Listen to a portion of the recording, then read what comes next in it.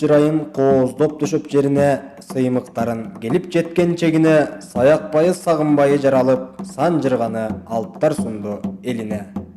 Түргөнүн басы жанагы араша менен кайнар суу, ошолордун боюнда дуулап жаткан жери ушул. Түбүнөн бери түрүлүп түргөн болуп кетиптир. Ошо кезде жанагы жыргап жаткан калың жер жыргалаң болуп өтүптүр. Азыркысын сурасаң, кең ак суунун боюнда кеңилип жаткан жер ошо.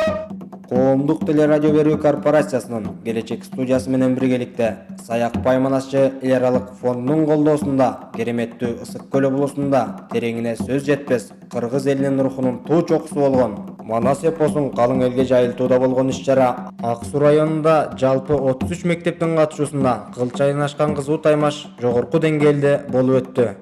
Иш-чарага Саякпай Манасчы эл аралык фондунун президенти Саматбек Ибраев, белгилүү манасчылардан Кубанычбек Алмабеков, Ырыспай Исаков, Тилек Асанов жана Улан Исмаиловдор каракылдык акчарып, калыстык менен башкарып, калыстык кылып беришти.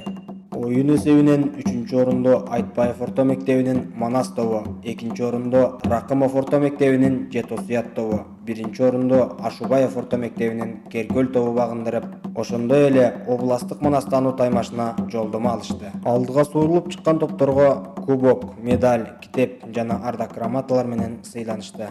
Иш-чарага көмөк көрсөткөндүгү үчүн Ак Суу райондук мамлекеттик администрациясына, Ак Суу райондук элге билим берүү бөлүмүнө жана Ак Суу айыл өкмөтүнө терең ыраазычылык билдиребиз.